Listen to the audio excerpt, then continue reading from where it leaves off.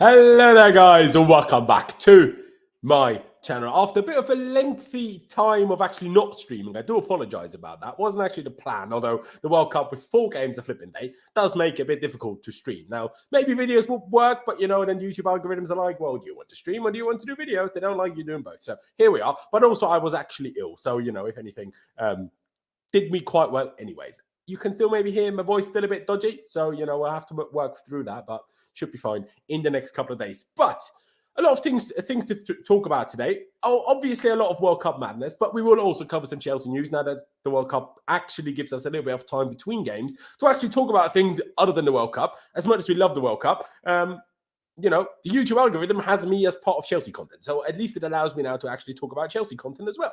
And there is actually a little bit of stuff to talk about. But let me start with you, Aaron. First of all, now in the end, we didn't even do a watch along the other week because I was ill anyway, and your car broke down. So, question number 1, how's your car? And question number 2 is, have you enjoyed the World Cup so far, mate? Bro, thank you very much for having me on. Feels like it's been absolutely forever, but glad to be back. My car is just a pain in my ass all the time, but we're getting through it. We're getting through it. She'll be all right. But the World Cup so far, I don't know. Like I haven't been as invested as I normally would be with a World Cup. I just had like a different vibe this year. I'm not quite sure what it is. I can't put my finger on it, but some of the some of the lower end games have actually been more entertaining for me. I find like a lot of the games with teams who aren't really as like big name, big profile sort of thing. They're the ones that are actually more entertaining, especially like when you come down to like the last group game and it's like two of the lesser teams are fighting it out for the last spot. I tend to watch those kind of games because they are actually quite entertaining. But other than that, it's not been too bad. I think it'll be interesting to see kind of what it's like when all the group stage draws are done and it starts getting to the knockout rounds. That's when it gets a bit more serious. But yeah, it's been not too bad actually. Yeah, it's a weird one, isn't it? Because there's been a lot of nil-nils, especially a lot of nil-nils at half-time, which has been crazy. And obviously they've fixed themselves a little bit recently because I swear a couple of days ago there was like 5 nil-nil draws at the World Cup already. I feel like since then, have we even had one since we had got 5?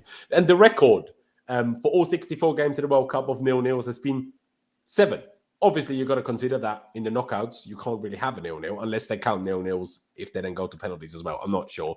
But the first halves have been dead everywhere. But what that has actually led to is that the last day of the group stages is actually probably better than ever before because only, 3 teams actually qualified for the knockouts before match day 3. And that was, Brazil, France, and Portugal, I think. It was only them 3 were the only 3 teams that qualified before the last match day. So it's a lot still going on, including today. Australia made the knockouts. I swear this is the first time ever, right? I swear when they beat Tunisia the other day, I read that this was like their 3rd or 4th ever win at the World Cup. And now they're into the knockout on 6 points. And if it wasn't, well, no, actually, because of the VAR decision, level on points with France. Do you know how mad that is? That is crazy. Pies, I know you weren't quite as hyped about the World Cup leading up to it. Has a few days of World Cup now, actually, we're already past the halfway point of the amount of games played, as crazy as that sounds, even though we still have a good time to go until we actually are done with the whole thing.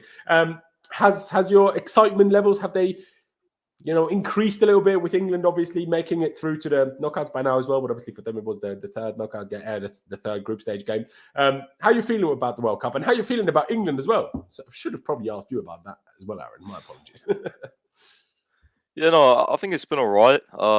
Like Aaron said, I don't quite have the same sort of excitement as I did, a few years ago. But maybe then it was just more like nostalgia, like looking back. Like by the time this tournament ends, like we might look back in a couple of years and say, like, oh, that was actually really sick. Like look Yeah. at these games and stuff. So we got to remember, like we're still, well, yeah, we're still in the knockouts, the group stages. So once it gets to the knockout stages, like the quarters and the semis, and obviously the final, but the quarters and the semis specifically, I think could be like really, really good. Once like the big Yeah. teams start playing each other, you've only got one game to win, so there's not like a case where I think some teams, this tournament have kind of like almost wanted a draw at times. Like, let's just get through the first game, like, and I think that's kind of been sort of like dampening the excitement. The fact that not everyone is going, like, it just seems like very sort of teams are being cautious, I think.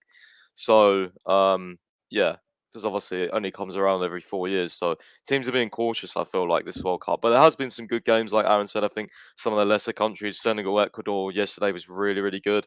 Yeah. Saudi Arabia, Argentina, obviously the biggest game of the tournament, Saudi Arabia winning that. But there's been some other games that I probably forget, but I have enjoyed it. It's just, Oh, Cameroon, Serbia, that 3-3, that was incredible. yeah, I actually missed that one because I was at college. But Okay. yeah, but yeah, there has been some good games that I've watched. And in terms of England, I mean, um, not too excited, to be honest. I think even the Wales game yesterday, we didn't do too well. The first half was absolutely shite. We scored too quickly, but obviously they were like, it was not because we played good football. It's just because we kind of, like, I don't know, almost like we pressed them into mistakes. Like, there's no, like, I just feel like for our talent, the amount of good players we got, and the fact we went attacking yesterday, like, yeah, we just don't. I don't know. We're not good enough, man. Like, we play any decent team, like Senegal, I think we might squeeze through, but I don't think we'll, like, beat them in normal time. I think it'll probably go extra time. So yeah, USA game was crap. USA actually looked a lot better than us, to be honest. Pulisic was very good, and obviously the first game was good, but it's Iran. So yeah, I don't really know what to make of it, to be honest. Bit sort of negative, I guess, on my English end. Yeah, it's a weird one, isn't it? Because when you speak about it like that for England, like, you can't really disagree that much with what you've just said. At the same time, which big nation has been that good when you think about it? Because Brazil, on both occasions against Serbia and Switzerland, took them ages to finally break the deadlock. Now, after they did, they played a lot better and, obviously won 2-0 against Serbia and then could have scored a lot more against Switzerland later on. But they weren't incredible. Obviously, we don't know how long Neymar is going to be out for as well. Will he be back for the knockouts? We'll have to wait and see. Argentina obviously lost to Saudi Arabia. We'll have to wait and see them play against Poland tonight, if they even make it through to the knockouts. And then who are the other big favourites? I guess France. Now, against Australia, yeah, they were good. They were comfortable, I guess, after going 1-0 down early. But against Denmark, it was tight. And, Denmark have been awful. So, it being tight against Denmark doesn't exactly make France look that amazing, does it? Obviously, now they've rotated basically the entire team, other than, I'm pretty sure, Tchouaméni. So, okay, they now lost to Tunisia, but how much does that really say? Probably not a lot. But still, how many of the big teams have been that good? I mean, you could argue how many of any teams have been that good, because the Netherlands have been very, they're not atop the group, but they've been very average, really, in the grand scheme of things. Let me get a little bit of World Cup stuff up on screen so we can actually talk through things while being reminded of what's actually happening, and we're not just having to go by memory. But yeah, I mean, these results today, boys. Australia making the knockouts. I mean, Aaron, I'm not sure if you care at all about Australia or if you're a big fan of underdog stories in the World Cup, but I love it, man. What result against Denmark? Me and Pies were just talking about it in the group earlier.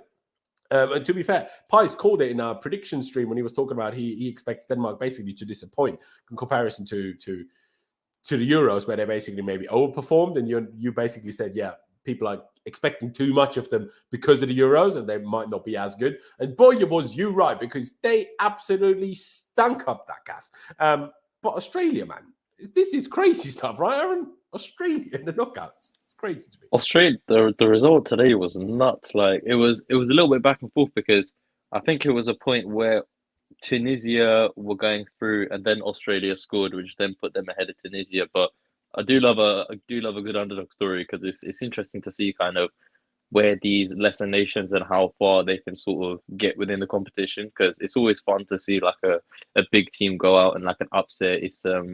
It's really interesting, because a lot of the times you think it's so easy to predict who's gonna beat who's gonna go through, and you think it'll just be very easy, but there's always some random teams, like for example the Argentina Saudi Arabia game. No one in their right mind, I don't even think Saudi Arabian people expected them to beat Argentina, but just little things like that are what makes the World Cup sort of memorable. Like, you'll think back and think, oh shit, like, do you remember that World Cup when it was Messi's last World Cup and there was a point where Argentina won 0 points after their first game, blah blah blah, like that sort of shit. So it is quite interesting, actually, and it's going to be exciting to see of the last groups that are left to play out, kind of what underdog stories there are, if any, who can like sort of maybe push a bigger nation out. So today's one was really exciting, and yeah, just as you touched on the 3-3 game between Cameroon and Serbia, that was a really good watch. I thought that was a really interesting game, and that Abubakar chip was incredible. Mate. The way he scooped it was ridiculous, but some of the games have been My really guy interesting. bought himself a whole spoon for a shoe. It's crazy. How's he even done that? It was funny because down the other end, the Serbian player tried to chip the keeper, and then from the goal kick from that, they went down the other end, and Abubakar did that, and he thought he was offside, so he didn't really celebrate it. And when it was given onside, it was crazy. It was absolute scenes. Yeah, honestly. I mean, I reckon he probably thought himself that he was offside, and that's probably the only reason he tried that type of finish. But, you know, if it works out, it works out. So, you know, I'm sure he'll bloody take it. As you can see, obviously, the groups up on screen. Obviously, a couple of groups are already done now. 3, I'm pretty sure. Obviously, Group A with the Netherlands, Senegal, Ecuador, and Qatar. Obviously, come on, mother, stop calling me. I'll call you back, Mum. Senegal obviously making it through in the end. And I like Senegal because of Koulibaly and Mendy, but I did also kind of like Ecuador, the way they played against Qatar and then the way they played against Netherlands. So I did kind of also want Ecuador to go through in a way. It is Senegal in the end. It is Senegal against England. Pice, you touched on it already. Aaron, let me ask you on this one then. Do you think Senegal could shock England? And one other thing I'll say, and I said this before the World Cup already, if Senegal had Mane, they would be a dark horse. Without him, I feel like they probably come short, but with him, they would be crazy. But do you think even without him, they could be a stumbling block for England? Or do you reckon England will just breeze past them in the end? I think England will absolutely pump them. Like Senegal have looked shit, but to be fair, their group hasn't been the most difficult. But when they come up against a bigger challenge like England, I think they're going to get thumped. But if they had Mane, it'd obviously be very different. But Mendy has looked suspect as fuck in that Senegal goal. It's been really disturbing to see. So yeah, I think they get absolutely trounced by England. I can't lie. Yeah, it's a weird one, isn't it? Because against Netherlands, he had obviously an absolute double stinker, right? But since then, against Ecuador and against Qatar, I swear he's made some very good saves. So it's kind of like, it's just typical Mendy. He'll make some good saves and then he'll have a stinker. He'll make some good saves and then he'll have a stinker. It's just unfortunately how it goes for Mendy. I mean, Pice, do you want to go into a little bit more detail about the England-Senegal game? I mean, I am planning another kind of group stage roundup draw on Saturday after all the group stages are done. So we might talk about it then again anyway. So your opinion might change. But as of today, you said that you don't think it will be done on kind of, well, normal time and even extra time, but penalties potentially. What makes you think that? Is it just the lack of firing power for England? Or what makes you think that? Because obviously against USA you couldn't score. But I mean, you scored 6 against Iran and you scored 3 against Wales. Can't be that bad. Scored 9 goals. Wales scored 9 goals. The Welsh game, though, as I said, it's kind of like a Fugazi because, like, I don't know, it's very rare you get 2 goals that quickly, like, and also, like, they were from Welsh mistakes, so, like, I don't know, apart from, obviously, the Rashford goal, a free kick, though, you know, like, don't score many of those a tournament, like, you know, the second goal was off their mistake, great ball by Kane, the third goal as well was shit keeping, so, I don't know, like, I've just not been impressed by us, like, at all. So, and whenever I've watched Senegal, they just look pretty solid, to be honest. Like, I think Koulibaly's playing really, really well in the back 4. Mendy's obviously been suspect, but again, you know, he made that unreal save the other day, then he's having a stinker. So, it'd be typical Mendy to choose this game against England to sort of go, okay, I'm going to run it back now, you know, a year and a half and be unreal again. So, I don't know. I just think Senegal, just very athletic, strong, physical side. Like, I don't know. I just feel like they'll give us a difficult game. So yeah, I think as well because now they're in that. I don't know. It's almost a case of like, obviously it's hard to tell this, but like almost it might come down to like who wants it more, you know. So I don't know. Like these, I don't know, man. The African teams scare me, bro. Like I just think they're all very well coached. They're all solid. You know, they've got some decent players up front. So their striker's pretty decent. It's been all right when I've been watching them. So. Yeah, I don't think it'll cause us loads of problems. I just feel like it could be like a boring sort of shutout game, and it might be like a 1-1 going into extra time or something. Because when I watch this, bro, it's so much back passing, just so boring. Like runs don't get spotted, hardly anyone even makes them in the first place. It's just boring. It's just dead. Like I hate watching England. It's so boring. That's why I was so gassed when we beat Iran because I was like, "What the fuck is going on here? We're playing really good." And then USA and Wales, I was just like, "Okay, I'm falling asleep." Like. For fuck's sake, we're just boring, man. It's so boring. Like, it's just yeah. It's like, oh, we'll just be patient. One, isn't it? Because it's fucking boring. To some extent, this is also just tournament football, really, especially against US, because obviously you won the first game. You're like, well, we don't need to win this desperately, so why even risk like opening ourselves up to crazy counterattacks and stuff? It's just unfortunately tournament football is a little bit like that. And that's why what you both touched on earlier, that sometimes the slightly lesser teams that have, I guess, less to lose because no one, not even themselves, are really expecting to go through. That's why they can often, arguably risk more in the way they play.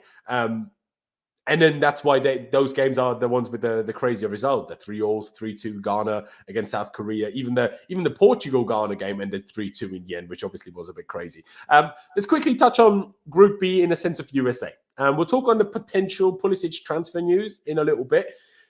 But in the end, USA managed to scrape through.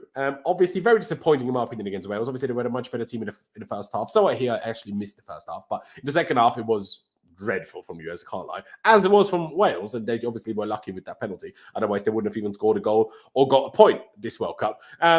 But yesterday, obviously, Pulisic puts them 1-0 up, gets himself injured, might never have kids again. I wish Clutch was here to ask him, because, will he even be fit? I don't know. There's obviously this picture going around of him like, I'll be ready for Saturday, but my guy's got more adrenaline in his body than he's got.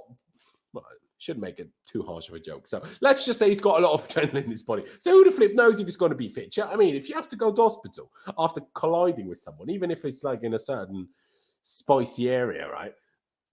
Are we that sure he's going to be fit? And against Netherlands, do you give them any chance at all, Pice?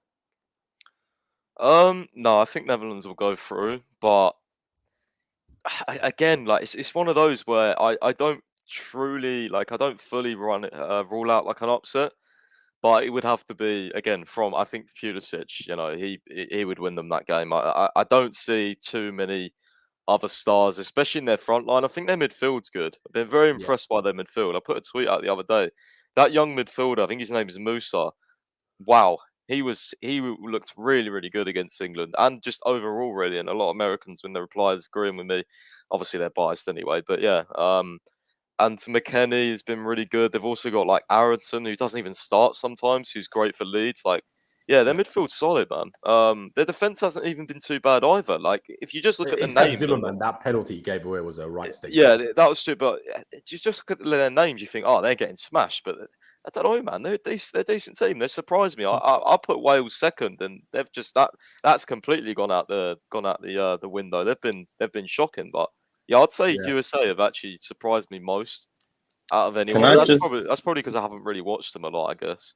Yeah. Can I just quickly chime in and actually say that although you lot are actually saying the Netherlands are favourites, I actually disagree. I actually think the USA are more likely to go through than the Netherlands, because when I've watched the Netherlands, I've not been impressed by anything other than Cody Gakpo. I think the rest of them have looked very, very bang average. So, especially when you look at the US, they've got too much star quality, though. I think in defence, Van Dijk, they have star quality in individuals, but then when you look at it on the face of things, when they put it all together and they've got people like Vincent Janssen leading the line, compared to the sort of the US where they've got like a more younger, fresher dynamic with like a midfield of Musa, McKennie, Adams.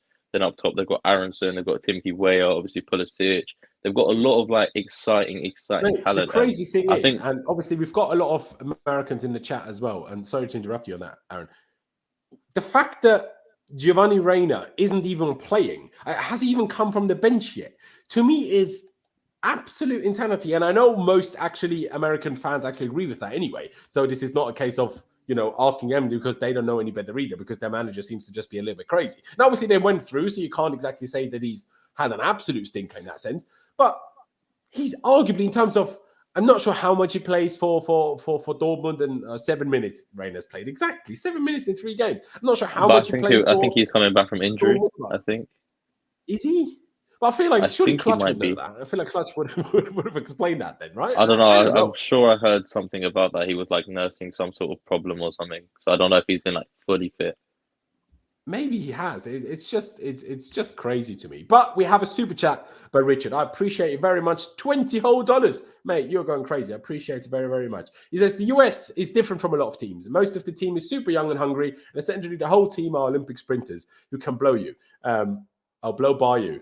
Sorry. I was like, what did you just say? Turns out I just read it wrong. Also, Aronson and Reina haven't even really played yet.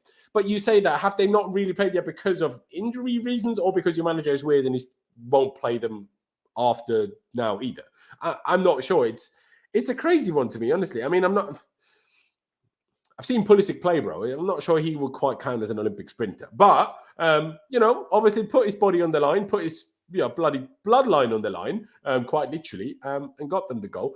It's a weird one. Now, I wouldn't say USA are favourites, like maybe Aaron put it, but I don't quite agree with Pies either that Netherlands are such drastic favourites, because to me, Netherlands have been really disappointing because, I mean, their group has been by far the worst, obviously because they are in Group A and Qatar were the group officially from pot 1, right?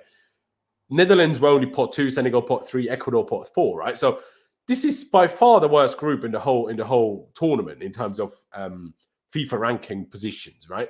So, and I mean, they scraped it to some extent, like obviously against Senegal, but they wouldn't have scored if Mendy doesn't make crazy errors. So that's a 0-0. Against Ecuador, they only got a draw anyway.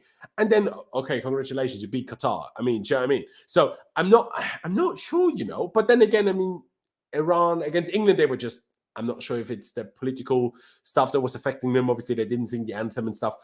A lot of pressure on these guys. So it's always a bit difficult. The same with Qatar in the first game. They weren't as bad in the games after that as in the first ones. Maybe it's just pressure that got to them a little bit as well. But the USA only just about beat Iran 1-0 yesterday. So, and Iran had a couple of small chances towards the end where they could have equalized as well and then even gone through. So I don't really see a big favourite. It's just going to be moments of magic. Obviously, Gakpo has scored 3 goals, as someone put in the chat, from 0.03 XG, which is a bit crazy, I can't lie. It's a tough one. It's a tough one to pick between those two. Obviously, we touched on this one. Boys, shall we do a little prediction for the games later on? Do Argentina go through, Pies? Or do you think Poland could upset things here? I'm very interested to watch this game. Yeah. I don't know, man. I think Argentina will win, but it wouldn't surprise me at all if Poland managed to pull something off, because Poland are a good team. So it's not like they got Lewandowski, but they've got a lot of very decent players, and they play well as a team. So yeah, I'd say Argentina, but I think again it's going to be a close one tonight. I think it's going to be a close I agree. one. It's going to be a close one, maybe slightly boring one, because if you sub Messi off or something, like if Messi didn't play, I'd say Poland would win. Yeah. That's that may sound obvious, but Argentina have got a lot of other players that I just don't know if they can really hurt Poland. But I know Messi can if he turns up. Look at the other day; they were doing nothing, and he just scores from out of nowhere. So I was like, okay. Yeah, it's crazy. It's true. It's true. I mean, Poland haven't conceded yet. Obviously, they've, in quotation marks, only played Saudi Arabia and Mexico so far, but still, they haven't conceded yet. So I feel like it might be a 1-0, maybe 2-1, something like that. I feel like it's going to be a tight game. Aaron, do you reckon Argentina will go through? Obviously, they could draw and Argentina still go through. Well, theoretically, Poland could win in Argentina. No, then they can't, actually. My bad. But they could draw and then Argentina still go through. What do you expect from that one? I think Argentina will just nick it, because I think the whole team understands this is Messi's last cup and they can't afford to buckle under the pressure. I think this is when they're really going to step it up. But I'm more interested for the second game in that group, because I genuinely think Saudi Arabia will go through. I genuinely think they'll beat Mexico. Sorry? Say the last part I said I genuinely think Saudi Arabia will beat Mexico, which is why I'm more excited for the second game of that group. I think Saudi Arabia will be like a little upset. I think they'll make it through over Poland or Argentina.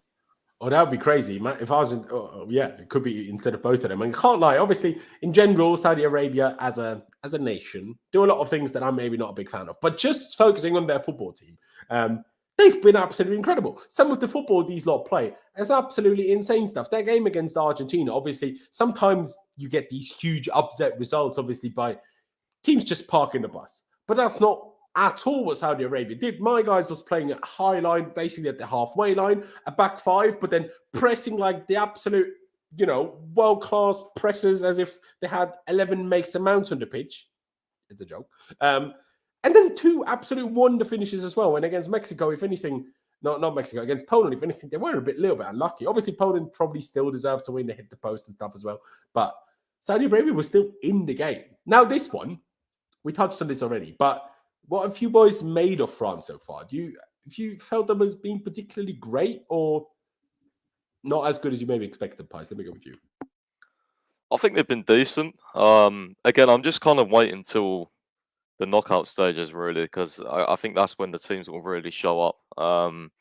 And then someone put a good tweet out the other day. I can't remember who it was, but it was like people who are like saying this group stage has been like poor and stuff. Like, when has there ever really been like? I think the guy said like, name me 5 good group stage games from 2018, and people were struggling in the replies. So I guess people just need to relax a little bit and wait for the knockouts. But Mbappe's been ridiculous as per. I said on stream he'd win Golden Boot, and he's tied with Enner Valencia, who's done an absolute madness, and I think Gakpo. So. Yeah, I think France. I had them pretty much. I think I think I said France in the final or to win it. I think I actually. think you So might have done, yeah. yeah, so I don't know. I just feel like I know they've got a lot of injuries, but France are France, man. They got Mbappe. Griezmann's playing really well as well. He's been washed for ages, and he's playing really well. So Well, he's that playing can well only as a be. number 8. It's the most insane thing I've ever seen. Yeah, he's been like one of the most creative players of the tournament. I think he scored today, so yeah, he's like rejuvenated himself He out of scored, nowhere. but then it was actually so the game finished, and then the referee got told, "Yeah, actually, might be something dodgy about that one." So then he restarted the game, went to the VAR screen, saw it was actually offside. Well, Oh, my disallowed the days. goal, and then they kept playing for another minute. God's sake. Oh, I just saw on my phone his score, but yeah, fair enough. And yeah, obviously Giroud is pretty clutch. I think he's 1 goal away from breaking the record. And He's yeah, they're already joined. He's already joined with Yeah. Andrey, so if he scores Yeah. another, he's the sole holder. Yeah. Yeah, and I mean, another player I've loved watching, Ousmane Dembele. I love that guy, man. When he's fit, he's so good. I was begging we signed him, but we didn't end up getting it done. But yeah, him and Mbappe on the wings is just fucking scary, man. Like, you don't want them two running at you. So yeah, I don't want to play France, please. Avoid them. If I don't even know if the draw's working, but I don't want to play them at all.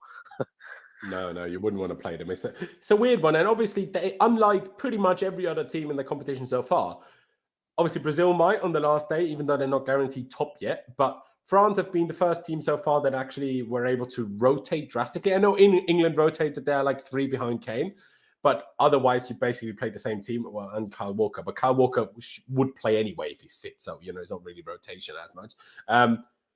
But France obviously rotated basically the whole team. So that could actually be a big benefit to them, I think, going into the knockouts now, because they saved some legs when a lot of teams won't have been able to do that. And I think that could make a bit of a difference. Obviously, we don't know yet who these guys are going to play. If Argentina beat Poland, I think Australia play Argentina, because then Argentina obviously topped the group. So, it could be a spicy one. Imagine Argentina comes second and France play Argentina around the 16. What a spicy game that would be. But let's get to the next crazy group, because this one started off insane. Now, first of all, Spain battered Costa Rica 7-0, and you thought, well, they are shit. And then all of a sudden, Costa Rica beat Japan and ruined everything after Japan beat Germany. And then Spain absolutely bottled it against Germany. I was already living my best life, trying to laugh at Germany for getting knocked down the group back-to-back World Cups. And then Spain just bottled it. But I have one big question for you boys. To me, I actually quite like Spain, but the fact that they give Gavi, their central midfielder, the number 9. Oh, that annoys me Because so they do that, much. I feel like they should be excluded for the World Cup. Like, how This is the one thing. The one thing about this World Cup that has annoyed me so much is some of the shirt numbers. I look at it and I think, why is your central midfielder wearing number 9? I think Cody Gakpo for Netherlands wears number 8. Like, you're not a number 8. Why are you wearing number 8? It annoys me so much. Oh, some of them are just so stupid. Like, I don't get it. The way they decide shirt numbers for international teams, it's ridiculous. No, exactly. And I mean, Gavi is it's not exactly some unknown little young kid that's going to change numbers 10 times the next 10 years in the World Cup, for the national team, is he? Because how did Japan bottle to Costa Rica? Well, didn't they lose? Costa Rica beat them. Costa Rica aren't exactly Costa Rica won 1-0. Costa Rica are shit. So They conceded 7 to Spain. On it against Costa Rica, in my opinion, supreme. Maybe you disagree, but fair enough. But yeah, I think that's absolutely outrageous. I mean, Gavi's going to play in the Spanish national team for the next, 12, 13 years, probably. What, is he going to have the number 9 for the whole time? Imagine Spain win the World Cup. Then my guy will have to have a shirt of himself hung in his house at home with a number 9. His kids will be confused for the rest of life. But what are we expecting for that last match day? Obviously, Spain against Japan. If Japan calls an upset here again, it would be funny if Japan beat Germany and Spain but lose to Costa Rica. And Germany have got a way back in. So who do you reckon goes through here now? Because obviously I was giving it a big one already in our prediction stream when I said I reckon Germany will get knocked out. But because obviously Spain let them back into the game, and now Germany are the ones that play Costa Rica, who I still expect to lose. If Spain beat Japan, Germany do make it through. Is that what you expect, Aaron? To Germany to come through second in the end, or do you even expect Japan to beat Spain? No, I think Spain will beat Japan and Germany will beat Costa Rica. Costa Rica is so shit. I don't know how they beat Japan, but Costa Rica is so shit. So I'm fully expecting Spain and Germany to go through, with Germany second and Spain first. But it'll be interesting to see if somehow Costa Rica could pull something out their asses and sink Germany out. It'll be hilarious. Honestly, I'd love that so much. It will be quite funny, wouldn't it? It will be quite funny. Price, would you reckon Spain and Germany as well, or could you see an upset on the last day here? I could see an upset. I definitely could. But I'll tell you the reason why is because, like, I think even you agree with this slightly. You said that, like, once the Germans get into the knockouts, if they do, that's when you expect them to be a lot better. Whereas in the group stage, you kind of, I don't know. But now the pressure's on Germany, I do expect them to pull through. So I think they will go through. I think Spain beat Japan. I think it'll be close actually, because Japan have been really solid. I know they lost Costa Rica, but if you saw the goal that Costa Rica scored, then you'd be like, well, almost should have been 0-0. It was that bad goalkeeping. So, yeah, I think Spain and Germany, but I kind of want Japan to go through, because they've been like, and by the way, I saw someone say they don't even start that Mitoma from Brighton, who's quality. They don't start. There's this guy, right? I think his name's Kangin Lee, plays for Mallorca. He's so sick. He's so sick. He's a winger. They don't even start him. Doesn't start. The guy that played for Liverpool. They don't start Minamino, and they don't start. I think they've got Kubo as well, who played for Real Madrid. So they've got some sick wingers, and they don't even start them. But every time they've come on, they've been like basically changing the game. So I don't know what that the manager does for Japan, but yeah, they've got some decent players, man. I want them to go through, because that game they played against Germany was so sick. The goal from Asano especially was what a finish! Like, bro. Yeah. So they've just got like 7 or 8 really good wingers, and they just destroy people. Because I think that Asano is another quick winger as well. So yeah, I want them to go through. They've obviously got like Yoshida in the back, and they just seem solid. They seem solid. No, exactly. And see, we get to Group F now, and honestly, we've gone through this, and I'm like, how have people come up with the idea that this has been a boring group stage? Now, obviously, Group A and Group B, fair enough. Obviously, Group B, maybe that Iran got third and Wales fourth. Maybe that was a surprise to some people. I thought USA would come second, but I thought Iran would be fourth. But then, fair play. They were actually very good against Wales. This one is still all up in the air. We obviously had the Saudi Arabia-Argentina result. Excuse me, guys. Sometimes I do still need to cough all the time. This one, Australia going through. My apologies. This one is still up in the air. And then this is one of the maddest groups of all time. Like, look at this. Belgium, by the way, Belgium are absolutely dog shit. And obviously, I love Eden Hazard, but everything and everyone else about this entire team, I couldn't care less, and I hate half of them. So, if anything, I'm quite happy that they're absolutely miserable. Feel a bit bad for Hazard, but Hazard doesn't seem to be particularly bothered by anything anymore either. It's like, I'm not as good as I was anymore, but I'm still not going to train hard enough to actually be fit to play 90 minutes. What?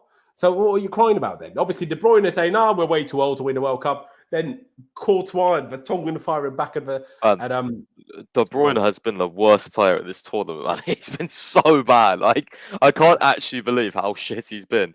For a player, like, as world-class as he is, like... And I've obviously watched every Belgian game, because obviously I'm a massive Hazard fanboy. But yeah, he's been awful. I've never seen him lose the ball so much. I don't quite get how he's playing this bad. Like, I know he's not great for Belgium anyway, but he's never this bad. And yeah, for 2022, Hazard to outperform him and look better is just like, what are you doing, De Bruyne? Like, Courtois as well against Morocco. Like, what the fuck? He let 2 through his legs. Like, bro, like, he's having a stinker as well, which is great because I don't like him. But yeah, because against Canada, he was actually really good and saved like everything. I just don't understand Belgium, man. But yeah, it's a really, really weird one. One stat I've actually read, and I'm not sure if it's true. I only read it somewhere on Twitter, that the most losses of possession this World Cup so far is Kevin De Bruyne with 27 in the game against Croatia. Was it? No, they didn't play Croatia yet. Sorry, against Morocco. And you know who has the most lost possession in all time at the World Cup? Apparently, that's also Kevin De Bruyne with 28. So just one more than he had against Morocco. I'm like, from 4 years ago. How is this possible? This is crazy, honestly. And also Morocco, fair play to them. Now, when we were talking doing the predictions, I said, you never know. Morocco could even top the group, which I didn't really mean, but they do have a few decent players in their squad and they play well. Hakim Ziyech is looking like an absolute superstar. So it's a shame he never looks at that for Chelsea. But Canada as well. I became a whole Canada fan in that game against Belgium. Now, obviously, they bought it. And then Croatia absolutely tore them to pieces as the longer the game went on. But I'm a big fan of this group. Who do you expect to go through, Aaron? I think, if I'm being honest, I think it stays the way it is right now. I think it's been hilarious seeing Belgium absolutely crumble, and that CFC piss, the parody page on Twitter,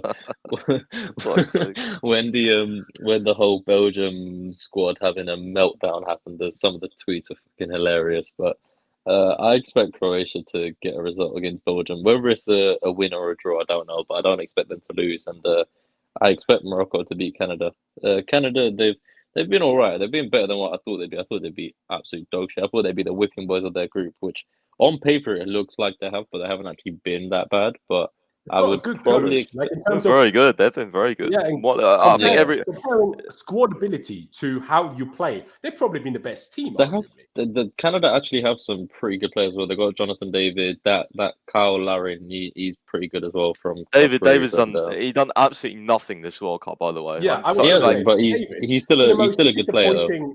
Supposed newcomer superstar. He's been a bit underwhelming, but as in Canada themselves as a team haven't been too bad. But I can't really see with the way Belgium are playing at the minute, I can't really see them getting anything against Croatia. And Morocco have been very surprising. Morocco have been quite good actually, so I would expect Morocco to get a result where they need to get into the next round. So I think it stays the way that it does.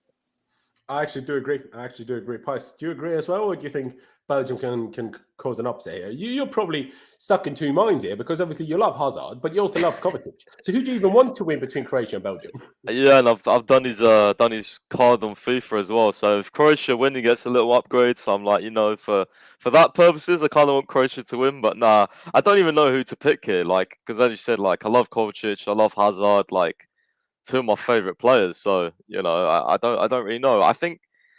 I don't know. Like if Belgium turn up, they can 100% beat Croatia. Like let's be serious. If De Bruyne actually plays well, they can win like easily, in my opinion. But especially Croatia if can potentially start, that can make a difference. Yeah, I don't think he will because he didn't he only came on for like a few minutes. But he'll probably get like, if it's especially if they're losing or drawing, he'll probably get like 30, 35, maybe even 40 minutes. So yeah, I'm going to go with Croatia, but I think Belgium could win. Like, if they turn up, I think they win. Another thing I don't understand, by the way, is why is the Leicester centre-back, I think is it Wout Faes?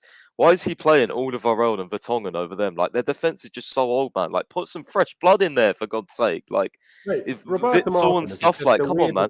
He's like levels of weird, honestly. That Onana was on the bench, right? They brought him on. I can't remember what game it was. He looked 10 times better in the second half because he's young and he's got fresh legs, Canada, yeah. It's ridiculous. Like, I don't know what that guy's doing, man. But yeah. That Onana is an absolute monster. If he had some more technical ability, he'd be Didn't he go to Everton?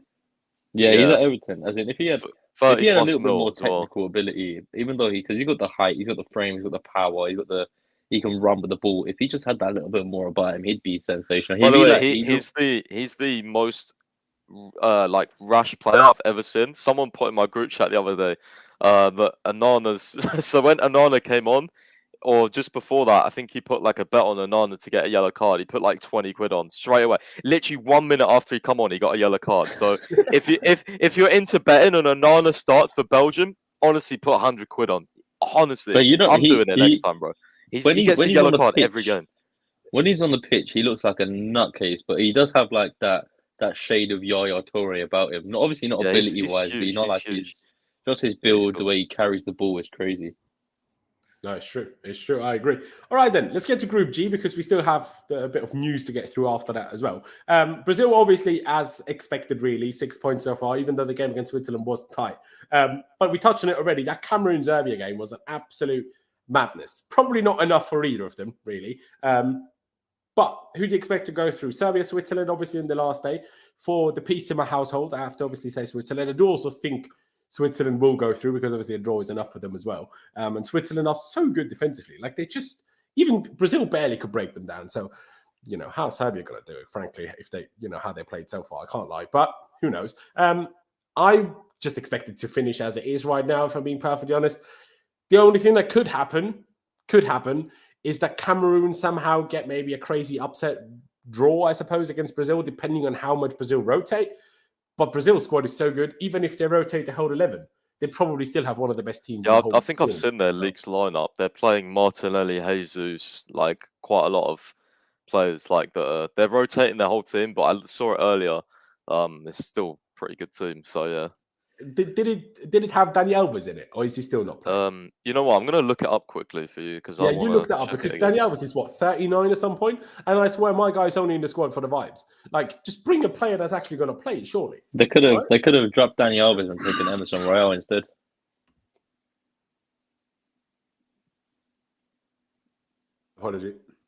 My apologies. Having guys. a coughing fit. Talking. I feel like I'm more ill than I still realized I was. By the way, ladies and gentlemen, I haven't told you just yet. Please do subscribe. Like I say, we will try to stream again on Saturday after the group stages are done, so we actually know all of the round of 16 fixtures and actually talk about those. But yeah, subscribe if you haven't already. Smash that like button. Just one click of a button that does cost you any money or any time, and really helps me spread these videos out to more people. And AJ, yeah, to be fair, respect Dani Alves dressing room vibes. Fair point. But they could have just brought him as a coach or something, or like as a vibes Donny. They didn't have to put him in the squad for that. I mean, he plays like Conor Cody, basically. Well, yeah, but I do quite not like Conor Cody, but I do find him quite funny. But there you go. Armando, do you expect it to be Brazil, Switzerland? Do you think someone can change things here from what it is?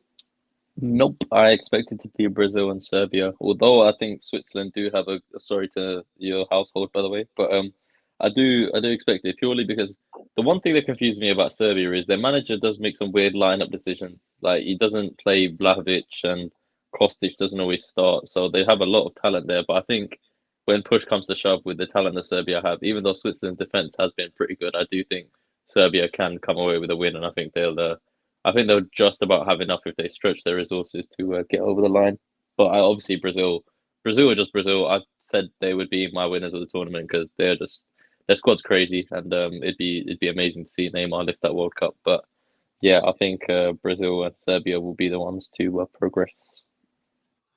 Have you seen the Vlahovic rumors? No, I have not. Josh said Vlahovic is messing with his teammate's wife. AJ is talking about Vlahovic rumors. Have either of you heard this? I haven't heard this. Yeah.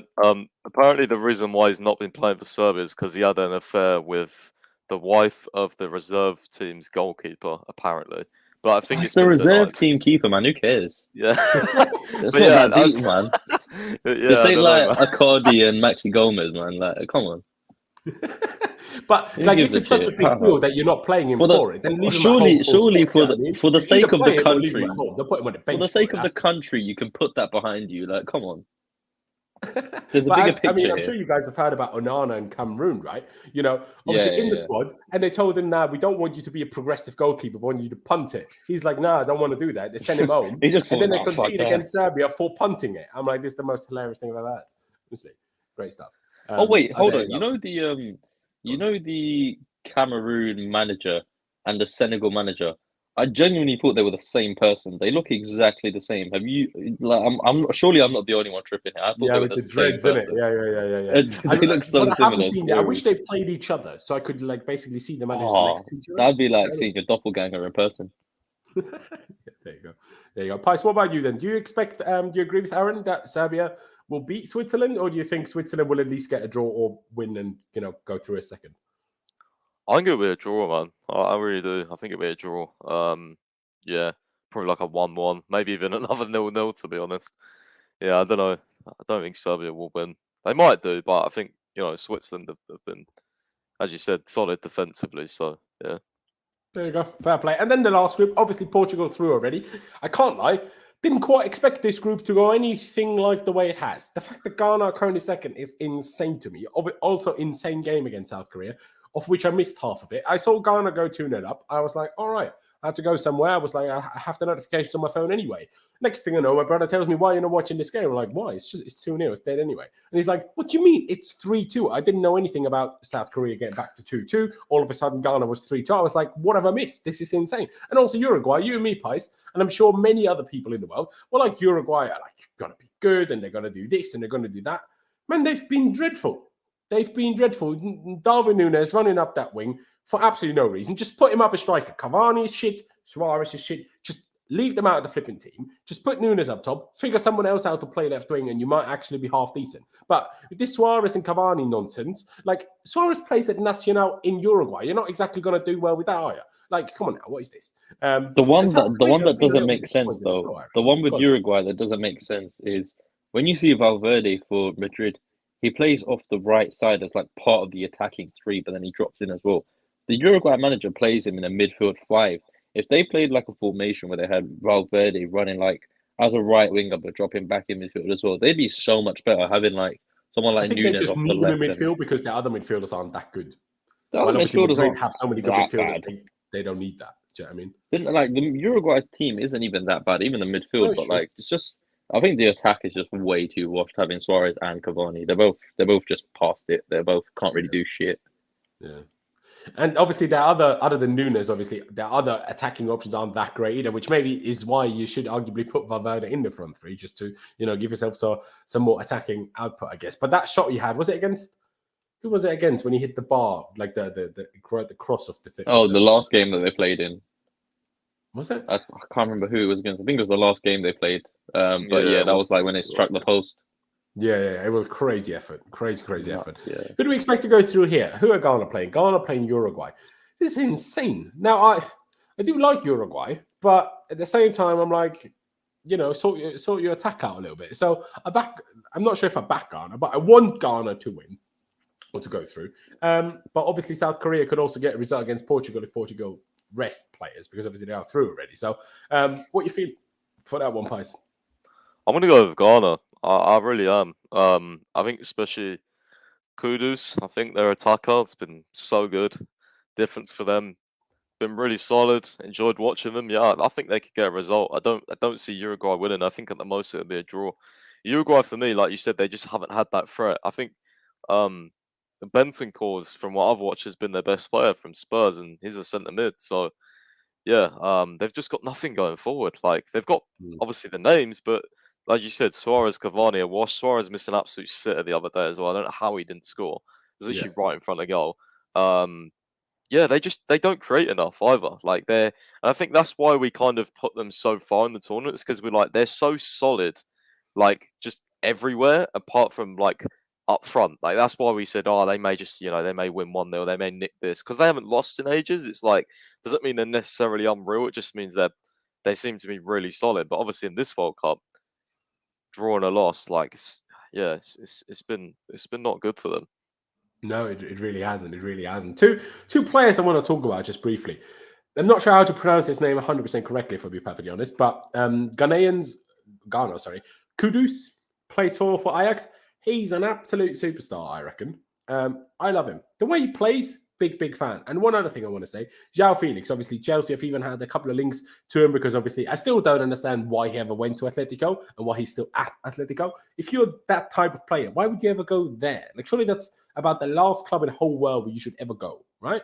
Like, why would you do that? Atletico is literally like just a Spanish Burnley. So I don't know why. Yeah. I don't know why he chose it in the first place, but he's weird. He's David Villa, Suarez, they all went there when they were done with like the good teams, basically. Then I'm like, fair enough, do that. But João Felix signed for them for 126 million euros a couple of years ago, or a few years ago now. Crazy. But João Felix, he's an absolute cretin. I don't want that guy anywhere near Chelsea. The guy's worse than Neymar. The guy dives around like he's a little fucking ballerina. I hate him. Absolutely despise the guy. Go nowhere near Chelsea. Honestly, I will lose my shit every time I watch him play. He's a great player. He can do great things. He's technically wonderful. But he's such a rat. Honestly, he pisses me off. Like, worse than Neymar, honestly. He pisses me off so much. Like, I hate players that every time they get the slightest of touches, they fly through the air, but then they keep dishing out and keep kicking players, keep being dirty, keep demanding yellows and reds and all sorts of disgusting business. I hate him. Absolutely hate him, honestly. Can't stand the guy. But Guys, thoughts, Kudus, João Felix? Like, honestly, it triggers me. Good old João Felix. Yeah, João Felix, I think he's a great player, but Yeah. again for Chelsea, I don't really know. Like, He wouldn't I work don't for know us either, let's be honest. Yeah, because the thing is, we're signing Nkunku, so it's like I don't even know where he's going to play. So where would Felix play? Like you can't play a three at the back with all these guys. So I don't know. Obviously, we've got other attackers as well. So I'm not sure. But I think if he is leaving Atletico Madrid, I would actually like if we want another attacker, I'd put us as one of the favourites just because I think with Boehly and his relationship with Mendes, what they did over the summer, I think that could definitely happen. But yeah, I don't know yet. We'll have to see. Yeah, not too sure. I don't even want to think about Bowley's relationship with Mendes because there's a certain free agent out there right now who might end up here. If we're not Ronaldo, just careful. go to Saudi Arabia or Qatar or wherever. Hey, bro, Laurenz, can you say it again so I can screen record it this time? I couldn't find it, bro. I was like, fuck. And I feel like at the moment, like there's not been enough links, so I feel quite comfortable and confident that we're not going to sign him. But mate, I will lose my absolute everything. Honestly, can't hack it. I can't hack it. But who do you expect to go through, Aaron? Do you think Ghana will do it like Pice? Yeah, I think it stays the way it is right now. Fair dues. I mean, I wouldn't mind it. Would be an upset. I think, if I'm not mistaken, I think Ghana is, in terms of FIFA rankings, the lowest rated team actually at the World Cup. Now, don't ask me how they can possibly be behind Qatar with how Qatar played. Now, I know Qatar won the Asia Cup 3 years ago, but number one, that's 3 years ago. And since then, they've only played friendlies because obviously they're host of the World Cup, so they can't play qualifiers. And friendlies have a way lower like FIFA ranking coefficient than qualifiers. So how can you possibly be behind them? Because Ghana clearly did qualify for the World Cup. So you must have scored a certain amount of decent FIFA ranking points. I don't understand how this is possible at all. But sure, is what it is. Boys, shall we get into a little bit of Chelsea news? And I want to start with the Christian Pulisic stuff. We started on Christian Pulisic in terms of his injuries. Let's see if he will ever have kids. But apparently, according to Liam Toomey, so not like the worst of all sources, Chelsea have an asking price for Christian Pulisic of £35 million, or at least so has been mooted, my bad. And also Christian Pulisic just noticed to extend at Chelsea. Now, that part is not surprising. The guy hasn't got regular game time basically since he got injured in that FA Cup final. Ever since then, he's not played regularly. So I understand why he wouldn't want to extend his contract. That makes sense. But 35 million, is that surprising to you, Pice, that it's that little apparently as an asking price? Well, I think we signed him for, as it says there, 58. I still think, I generally do think, people might call me crazy, but I still think he's I think he's a £50 million winger. I don't think that's overboard. For his age, for his talent, like if he actually went somewhere and played every single game, I think he's at least 50 mil in my opinion, just to his age and his ability, his raw ability. Yeah, like as I said, if you give him to a team, and you said, right, you're starting 25 games at left wing, I think he's easily a £50 million winger.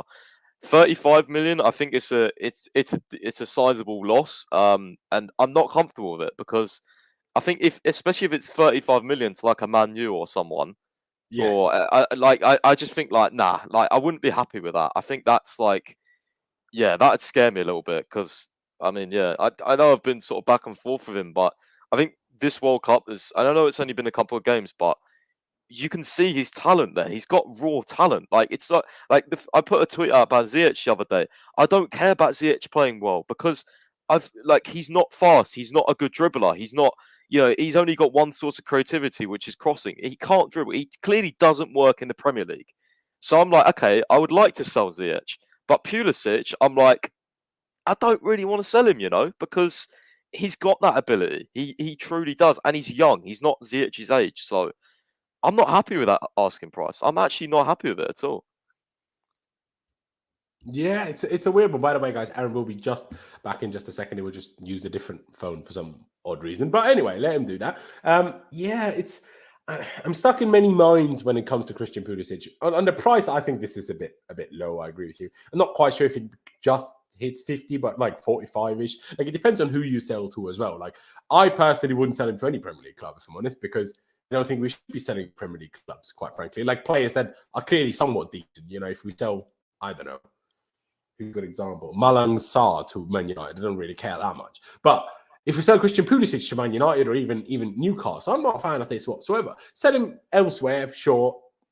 I'm okay with that, maybe depending on who we replace them with or who we replace him with. But in the Premier League, I'm not a fan. I don't want to be doing that at all. 35 million is a bit low, yeah. It's just, it's an interesting one. Aaron, what about you? Number one, what's your thoughts on 35 million apparently? Is that low? And number two, would you just happily sell him? Would you at least give him until the end of the season to maybe give him another chance? I think the problem is, it's like with Hakim Ziyech. I think there's slightly disagree with Pies, not in terms of what you said. He's clearly not the best dribbler. We all know that. He's not particularly fast, but he has a work rate when you actually treat him well. You know, the guy works hard. And we always cry out for creators. Ziyech is quite literally the definition of a creator. Now, he's not the most consistent at it, but there's very few players who are so good that when trying difficult passes, they come off more often than not. That's a rare thing. So he has something in it, but because Graham Potter clearly doesn't rate him, it's pointless. So he just needs to go because he's just wasting, we're just wasting money by paying him wages for a player that our manager doesn't care about, right? But Christian Pulisic is kind of on the edge of that, where he's like kind of plays sometimes and then doesn't again, and it's like, but yeah, it's a weird one. What's your thoughts on this one, Aaron? And like, would you want him to go? Would you want him to stay a bit longer? What do you reckon? It'd be nice to give him till the end of the season, purely because he hasn't really had like a consistent opportunity within that position to truly like make his mark. And I think 35 million for the kind of player that he is it seems very low, especially when you look at the market nowadays and sort of what players of much less ability are demanding, given his age, given his profile, given the fact that you know what kind of talent he has, what he can produce when he's given the opportunity. He just needs to find his rhythm and consistency. I still think 35 million is way too low. And plus, it looks worse because of the fee that we bought him for them years ago. It then looks worse when all these years on, once he's gotten older, developed his game a bit more, you're then selling him for about 20 million less. It doesn't give off a good impression. So I think that he needs until the end of the season at least to kind of see where it goes. And then from there, it's a case of evaluating whether you want to keep him on, whether you want to get rid of him for different options that you have that you might want to bring in. But then if you do want to get rid of him, it's about a sizable fee where you're not going to make too much of a loss if you are looking down that route, or you're basically trying to recoup as much of your money as you can, where it's still a good value to sell the player out rather than just undercutting and sort of cutting your losses just to get him off the books. Yeah, it's a difficult one, honestly.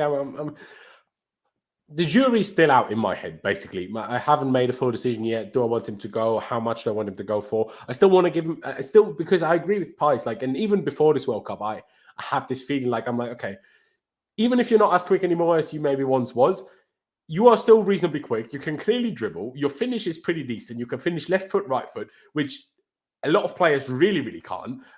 So, like, there is things in you where I'm like, you are good. But then he just doesn't do it often enough. But when I say that, that applies to literally every player in our squad that isn't called Reece James and Thiago Silva.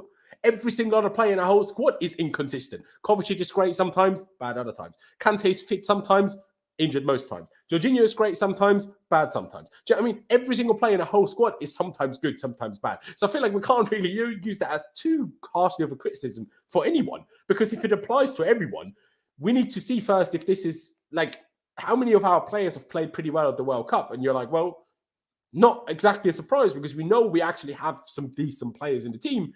We just don't really allow them to play decently, if we're being perfectly honest. So I just still have hope that Graham Potter finds a way where actually our players can start playing somewhat decent, acceptable football. And until then, I kind of want to hold judgment on everyone. And to me, there's almost other than Hakim Ziyech, because Graham Potter clearly doesn't like him. But everybody else that Graham Potter uses, I'm like, well, I need to know first how you're going to do when we actually play proper football. Because what we've done so far this season, that's not proper football. We can't judge players on the basis of that, because everyone has been bad. And if a whole team is bad, you can't stand out being super brilliant as any individual, because it's a team sport. If 8-9 players are playing badly, even if you have the best day ever, unless you're like so special like a Messi, Mbappe, even a Haaland, if every Man City player was awful, Haaland wouldn't do shit, because you can't. Obviously, it depends on position a little bit to some extent, but still. So that's why I want to almost hold judgment on almost all of them still a little bit, but it is a tricky one. It is a tricky one. Now, we we talked about Christian Pulisic potentially leaving, and I'm not sure if that is his direct replacement, but what is the good news is that Nkunku to Chelsea is basically a done thing. And I'm a big fan. I'm a big fan. And who was it that tweeted it? If Nkunku flops, we should just stop signing attackers. And I kind of agree. Like, at some point, we have to just give up. Like, do you know what I mean? Like, how many more players? Maybe, or just stop forever signing players in the Bundesliga. Because if Nkunku flops as well, I don't even know anymore. But yeah, I'm a fan. Obviously, his release clause, is it 60 million euros otherwise? And we're paying a bit over that to make sure no one else can trigger the release clause and everything. And we get it done. Price, maybe you know it in more detail than I do. Yeah, I often get confused with euros and pounds, but no, his release clause is about 50 million pounds, and I think we're paying 60 million pounds, pretty much. But he did say that it's like doing it this way is actually. He kept saying in the video, because this was from YouTube, that we've like agreed a better payment terms or structure, even though we're paying more. So I don't know. I'd be intrigued to see. I think it's a great price anyway. First off, I think it's very, very cheap. For what he is, but yeah, I've 60 million in this market for someone that's been, looking so good the last few years, I think is a good deal. But yeah, I'd be interested to see like the structure and stuff, considering like I don't know, like, because the whole Nkunku things have been a bit weird, because like he keeps saying like have to sign the contracts and stuff like that, but his latest video is like they're now closing in because it's been approved by Graham Potter and all this. So maybe they've talked over the international break about it, then gone back to Leipzig and say, look, yeah, it's 100% happening, sort of thing. So Yeah. and he also said the new people coming into the board structure all really like him. So I reckon they've had some sort of discussion over like, is everyone 100% on board with this? And now it's like, yeah, it's gonna happen. So Yeah. I think yeah, really, really, really interesting. I'm excited, but again, how many attackers do we sign and then they just, don't do well? Like, I was so excited about Sterling, and he's been arguably one of our worst players. So yeah, great. I don't know. Yeah, Yeah. it is a tough one. I mean, Supreme in the chat asked, where would Nkunku even play? Like, he doesn't know where he fits. It's a difficult one to say, because who knows what formation we're going to play come next year? Because obviously Nkunku won't be joining in January, very likely anyway. And then who knows? By the time we hit next August and the next Premier League season starts, who knows what system we're going to be playing? So who knows? Araf, I'll get to your super chat and ask Pies that question in a second. I'll go to Aaron first. Thoughts, Nkunku? Are you happy with that one? Yeah, it's a promising signing. Obviously, it's another attacking talent, but the whole Bundesliga aspect just gives me the nightmares after Werner and Havertz prior. So it's just a case of trying to see, like, when he comes in, sort of how he fits and what formation we're going to be playing, what position he's going to be suited to, and then really taking it from there, because it's difficult nowadays with, especially with Chelsea, trying to fit players into different positions where you basically shoehorning them in, and it's not really where they want to be, not preferred positions or whatever. So hopefully they're going to find a system in which he's going to fit perfectly and really be at his optimum. But it's a very interesting signing, to say the least. So it's just going to be one of those where we have to sort of watch and see sort of how it plays out. Hopefully there's no injuries or anything like that coming his way towards the latter end of the season. Obviously past World Cup, trying to see how he comes back from his injury. But yeah, it's a really exciting signing. It's just it's going to be interesting to see sort of how he fits and where we go from there, seeing if it really changes our attacking play, if it gives us that extra edge that we need, because right now we clearly don't have it. Yeah, no, we don't. I mean, Clutch a couple of minutes ago said basically until we get a creator, he will flop type thing.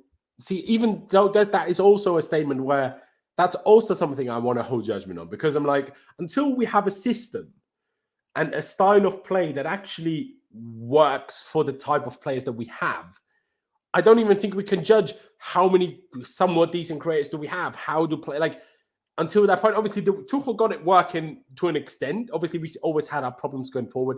Even in our good Champions League run, we could have scored more goals than we did. But we had a time where it worked, where it clicked, and it was amazing. And then we weren't sat here saying, like, none of them can create, right? And then it just got worse and worse and worse. And now it looks like all of them are awful. But then you see Kovacic play, and you're like, well, clearly he can create, right? these players aren't all bad, and some of these players can create. I mean, the fact that I know it's Raheem Sterling and he's a Chelsea teammate, but still, Sterling said that Mason Mount's first ever training session for the England first team was the most impressive training session he's ever seen of anybody. And if you know who Raheem Sterling trained with, the fact that he says that Mount can hit a ball, can play a pass, Mount can do those things. He maybe doesn't do them. I absolutely hold my hands up and say that, but he can do those things, in my opinion, at least. So let's see if we can find a way where these players can actually do those things. One other thing I want to bring up is, I'm not sure if that quote is real, but I assume it is from who I think it's posted by. The whole Josko Gvardiol thing, who obviously we are seemingly interested in as well, and all the people we're getting, including Christopher Bibel from Leipzig. But apparently Gvardiol's like this huge Liverpool fan. I think it's basically fake. dreams of... Is it fake? I think so, yeah. I saw it earlier. Did Vince get baited, or was it a fake quote or a fake account of Vince? I think it's a fake quote. Some Liverpool account posted it earlier, and I actually sent it into my group chat. I was like, "What the fuck? I don't want to Scouse lovers here," and they were like, "It's fake." So I was like, "What? How is it fake?" And they were just like, "It's fake." So I was like, "Okay." So I haven't really checked it, but yeah, I don't know. Hey, yeah. if that's the case, then I'm more back on board with the whole Guardiola thing. But if he is such a big Liverpool fan, then stay away. Yeah. Do you know what I mean? Because I can't be bothered for in 5 years' time my guy running down his contract because he wants to go to Liverpool. Do you know what I mean? Not about that. So figure out if that's true first, please. But yeah, I mean, in Nkunku, I'll be excited for it. Obviously, his last few seasons, he's also done creative stuff. This season, I think he's only scored, not assisted yet. But still, you know, just because this season he hasn't, the guy can actually also be a bit creative as well. So, you know, people always say, he will flop without a creator. But who says he can't be the creative player as well? Just saying. But let me get to the super chat quickly, Pies, and basically you just answer it. Araf asks, Benessa to Chelsea in January. Obviously, Benessa of AC Milan, Algerian, I'm pretty sure. Any thoughts, news, knowledge on that, Pies?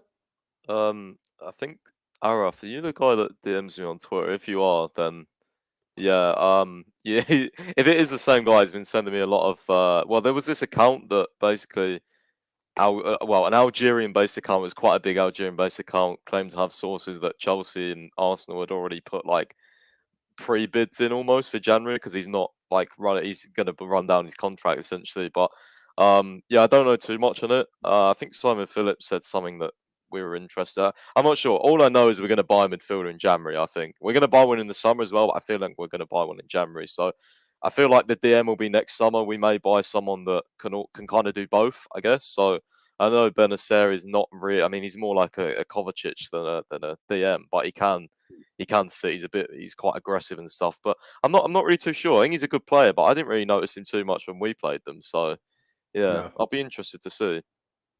But he's definitely hyped a lot. Like, you know, if Matt Law posted something about him and I tweeted it, everyone would be gassed. So I think that kind of tells you the reaction. But I don't know. But it's also the North African fans, and I mean that in the most kindest way possible. They're just very passionate fans about their players. So as soon as you talk about any of them, whether it's the Algerians, the Moroccans, they get so gassed about it, and understandably so. Like if Chelsea were interested in Austrians, and I rated actually the Austrians, I'd be gassed about it too. I mean, so totally understandable. Yeah. But I just feel like they're just super passionate bunch of people.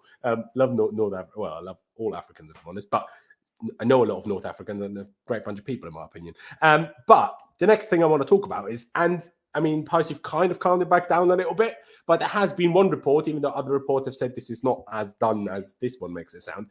According to Alexis Bernard, again, Pius, maybe you can confirm in a second how good or bad of a source he is, but he says Chelsea have beaten PSG's project for 18-year-old Brazilian midfield talent Andrey Santos, and he will join Chelsea in January for £12 million. He's touted as a bit of a wonder kid in Brazil. Plays for, I keep forgetting the name, Vasco da Gama. That's it, Vasco da Gama. That's it. I'm a big fan of like the little, unless it's like cool names. Statement. Yeah. No, it is. He's 18. I tried to find out how tall the kid is because I watched Nini's video about it. You know, I'll not sit here and hide it. So shout out Nini. He said he's 5'9". Everywhere I read said he's either 5'11" or 5'10".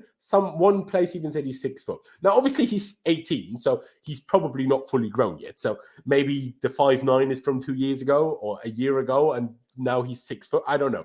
But he is basically, just to clarify to people who don't know before I let Pies talk about how realistic or not realistic this is, he's basically mostly an 8 that could also be a 6. has also played as a 6.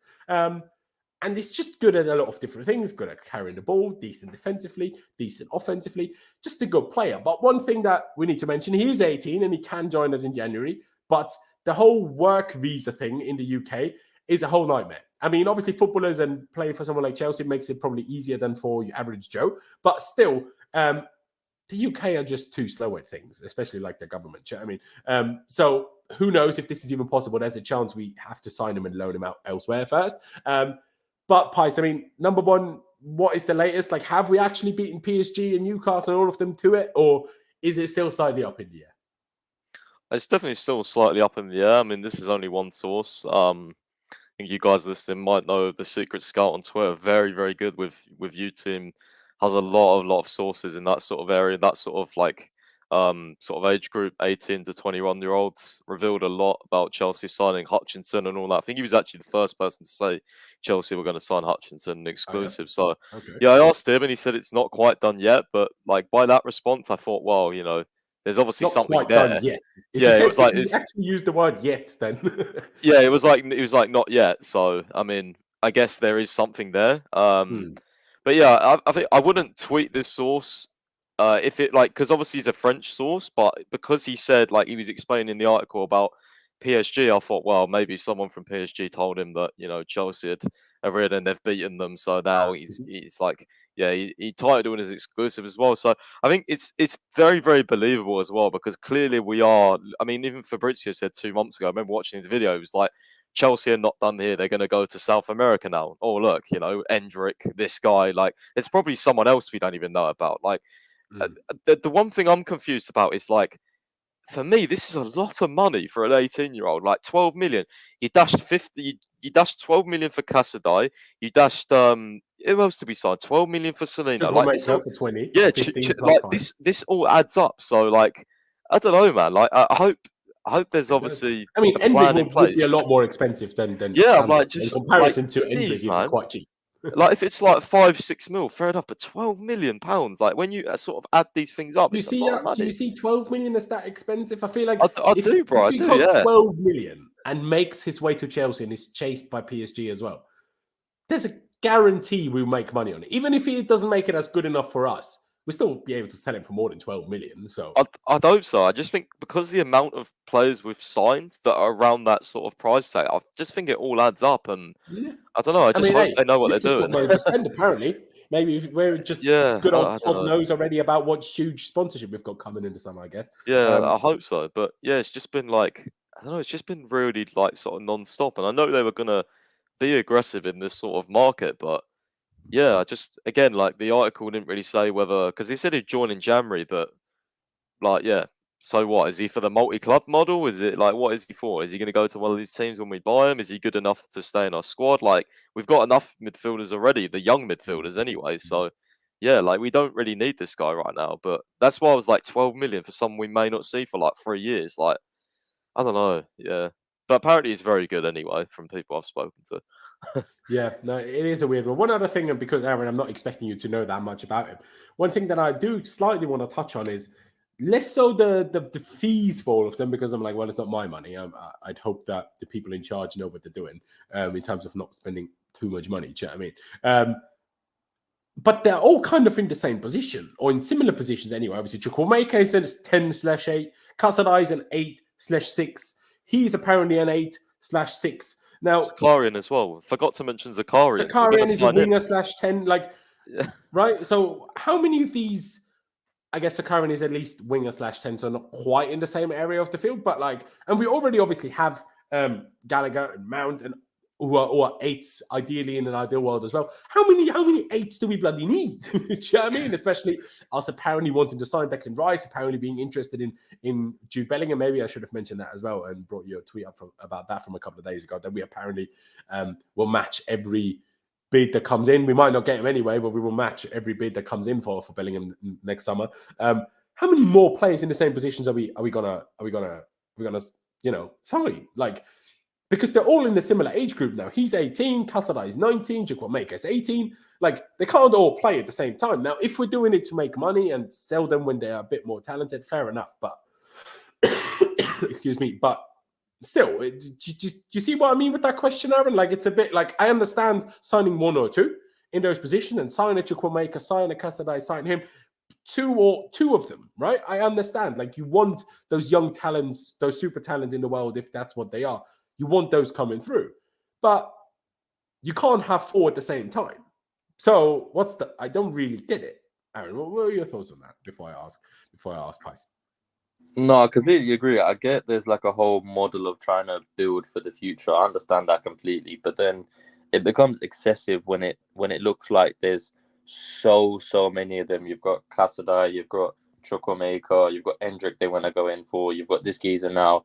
It's like they're building heavily into the future, and I think we're in a position more so where right now, although we've done a bit of focusing on the future with a few of the players we brought in, we need to be thinking more towards the here and now. And then once everything that we've got in our current situation is settled and we're playing a lot better, we're closer to competing, then it's a case of more thinking towards the future and continuing to build on from a legacy. But right now, I think there's so many bigger priorities at the club than investing in the future. I think we've got so many I don't think these types of signings have anything to do with what we're doing for the current thing as well, though, do you?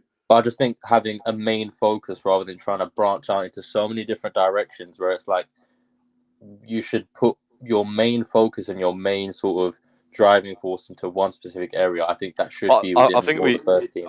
I think we have to mention, though, that even though this news come out, like, remember, I know Joe Shields isn't working for us, but obviously we have Neil Bath, who, Neil Bath could have done this deal by himself, because remember, he got a promotion. So it doesn't necessarily mean that Todd Boehly could have done it. Have a few more people at the club that can do different things. So I think you can have multiple things going at once, whereas in the summer it was just Boehly doing everything. So I don't know about that, Aaron. I'd hope they'd plan it a bit sort of more.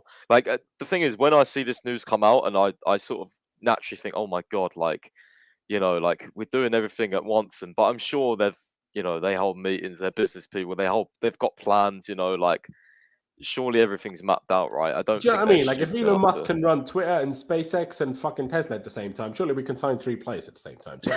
You'd like to think so, but with this football club, it's sometimes it's true. I do get where you're coming from. I just, I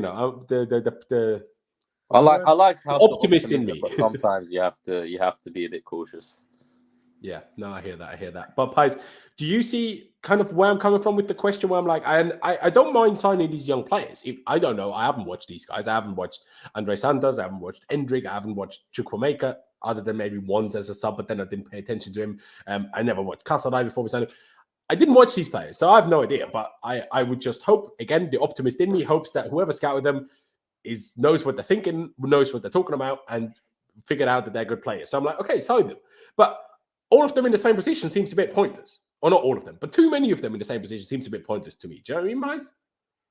Yeah, I do agree. Again, I guess the question is, what is the purpose of signing these players? Like, who is the ones that you want to get into the first team? Like, you know what I mean? Because Chukwuemeka for me is quality. I think even when he played for us, I think he had like 12 or 13 sub appearances. But with like Andrey Santos, Casadei, like, are these players to flip for profit in like 2 or 3 years? But then if they are, we might end up regretting that if they end up like being really, really, really good, even if we sell them for profit. So I don't know. Like, that's where I'm coming back to. Like, I'm just praying in the fact that they've got a plan and a vision. Like, especially with obviously the FIFA rules changing on the amount of loans you can have. Changing. Where I'm like, so obviously we will apparently buy multiple other clubs, where obviously the loan thing then won't be affected by that. And that's the only thing I'm thinking. Like, if we buy a club, that will still take a while, right? So like, we're not ready for that. But we're signing the players already anyway. Yeah, I guess, I don't know. I guess a lot of it, again, especially with this guy, apparently, I typed his name in. Apparently, like 3 or 4 months ago, Newcastle were looking at him as well. So, yeah, I mean, in some cases, it's just about getting there first and just beating the competition to make sure you actually get him. Whereas, like, if he comes in January, you could just send him back to, Brazil, and then, like, maybe in a year's time when we have that first club board, then we can send him there, and then who knows? Like, he'll be like 20 by then, and then after that, he might be a Chelsea player. So who knows? Like, it's a process, I think. So yeah, that is fair. But obviously, we are still interested in also like more first team quality players like a Rice, like a Bellingham, who are also in those positions, but we aren't signing 30-year-olds here. Bellingham is 19 and flipping himself. He's only a year older than Andrey Santos here, which is the crazy part when you think of it that way. I mean, Bellingham is the same age as Casadei. I know Casadei scored an unbelievable goal a week ago and then a hat-trick a couple of days ago. So he's doing well. He's clearly improving, but he's still the same age as Bellingham. And Bellingham is like one of England's best players at the World Cup. Well, Casadei hasn't even played a single game of professional football in his whole life. Do you know what I mean? But I'm like, meh. It's, yeah, I do find it a bit strange, but hey, I hope to have a plan and I hope it works out. And hey, in the end, if we sign a guy for 12 million and we sell him for 25, money's made. Do you know what I mean? Like, we did the same thing with God knows how many players before. Like, so it's not exactly surprising or shocking, but hey. Pice, is there any other bit of news that we should be talking about? Otherwise, I was about to wrap this one up. Trying to think if I've I guess the Zakaria one is probably one of the main ones. Is that now the case that he will try to get himself an Armenian citizenship so we can actually sign him? So I think it's actually, I don't know if it's actually a citizenship. Apparently it's like a sports, almost like, I don't know. I've read something the other day from basically the outlet that reported it. I think Sport 24 or something. They're in Russia. But I think the other day, like 3-4 days ago, their director, the Dynamo director said that like, we can't rule this out, starting negotiations again, like Chelsea, you know, he wants to go and stuff. So I think that one will get done one way or another. And yeah, that site reported that we'd found a way to do it. And I think it was through an Armenian bank or something. The only other thing I was going to mention was potentially, apparently we'd been scouting one of the Ecuador defenders at the World Cup. I think it was, his name's, the Donny that gave the penalty away yesterday. Yeah, Piero Hincapié. That was from Tom Hopkinson, or I think it's a decent source from the Mirror. So, yeah. I feel like the best thing about him is his hair, not his footballing ability. So I'm not sure. Do you know what I mean? Supposedly very, very good, but yeah, the day after that gives away a penalty. But anyway, that was the only other thing. It's just our luck. It's just our luck. Yeah. But yeah, boys, I think it's about time we wrap this one up. I appreciate both of you guys for coming on. Please do, ladies and gentlemen, check out Pice's website. Link is down in the description as always, chelseafc365.com. Do subscribe if you haven't already. We're still on the road to 20,000 subscribers. Slowed down a little bit by the World Cup, but you know, we'll get there. So please do subscribe, hit the like button. It doesn't cost you any money, and genuinely, please hit that like button on your way out. Helps me spread these videos and streams out to more people, and that is very much appreciated. So yeah, do that, ladies and gentlemen. Thank you guys for watching. Up the Chelsea. Even though we're not playing. By the way, I want to say one thing. As much as maybe the World Cup hasn't always been the most exciting, a few too many 0-0s, especially at halftime, for my mental health, the fact that Chelsea are not playing and making me miserable every 3 days, these 2 week and a half, whatever, 2 weeks so far, have been absolutely bliss. Like, I've enjoyed every second of it. I'm like, Chelsea, do not make me miserable. I'm having a great time. I can't lie, honestly. And also, yeah, in my opinion, Vamos Argentina. Even though someone just said Poland, but Vamos Argentina, in my opinion. Come on, Messi, please do it. But yeah, ladies and gentlemen, thank you guys for watching. Up to Chelsea, upwards and onwards, and we'll see you next time.